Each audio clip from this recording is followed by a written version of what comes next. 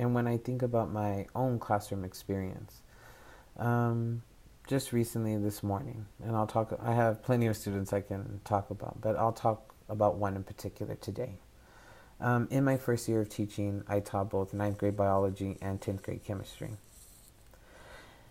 And so, not having a school being built currently at the time, I basically taught inside of a church in my first year of teaching. So, trying to teach science inside of this long type hallway with no sink, no cabinet space, no nothing was kind of difficult. But such is your first year of teaching. But one student in my first year of teaching in my biology class really stuck out to me, and her name was Blanca Galindo. So Blanca, having the same last name as me, would often tell students and teachers that we were related, that I was her uncle because we had the same last name. And being a Galindo in the valley is really rare to have that last name. And so I remember this one moment in class. Blanca, when you would look at her, was the bigger the hoop on the earring that she could have, the better. She loved it. If most people were to look at Blanca, they think, oh, she's a chola. She's over here walking around like this, like she owns everything. She's from Cali type. But I saw something more. When I looked at Blanca, I saw that there was a student who had a yearning for learning, but she just needed the chance and the opportunity and the outlet in which to show that she could achieve that. So I remember one time in my biology class, I was teaching a particular concept in genetics, and she needed help. And so I went over and I was working with her, and we were talking about the problem, asking her scaffolding questions, helping her break down prefixes and suffixes. And as I was helping her, one of my other students, who was a higher performing student in the class, was like, "Sir, I need help." As soon as Blanca heard, "Sir, I need help," from that higher performing student, she immediately shut down. She was like, "No, sir, you can go help her."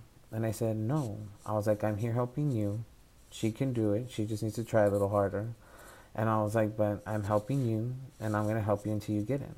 I was like, "You're no different than her." After class, she came to me and started crying. She said, "Sir, never in my life has a teacher given me that type of, I guess, respect, I would say, to say that my time was valued." And I said, "We are no different. All of y'all are my students, and I will give y'all equal amount of time as I need to." From there, she skyrocketed in my class. She was the one who had better behavioral management of that class than I did. No one messed with Blanca. And when Blanca was ready to learn biology, she was ready to learn. She pushed me to higher levels as a teacher, pushing the envelope of what I could give my students. She continued to demand excellence from me as I went throughout the year. And as she left and went off into high school, science became one of her biggest passions. This morning when I was on my Facebook feed, me and Blanca are friends, and I saw that she had her graduation picture. She'll be graduating in December with her bachelor's in biology.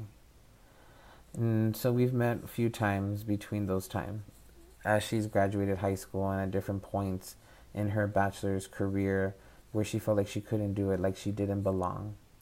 And I always made sure, "No, Blanca, you belong there. You are just as smart as all those people." So when I think about the importance of what Teach for America sought to do, that one day every single child in this country would have the chance at a good quality education, and that we would one day find the thing that would end educational inequity. We do that through relationships. Relationships that these teachers are building with these students and these families and these communities that we are putting them in is the thing that is going to change the life trajectory not only of the students they serve, but of the entire family that they come in. If we can break a cycle, then we can begin to rebuild a community. When we look at a particular community, those people are the raw material, the raw essence. We have to go back in and do this backyard revival. And that is how we are going to truly meet this thing of one day. There are so many school districts across this country, some that Teach for America has yet to even reach.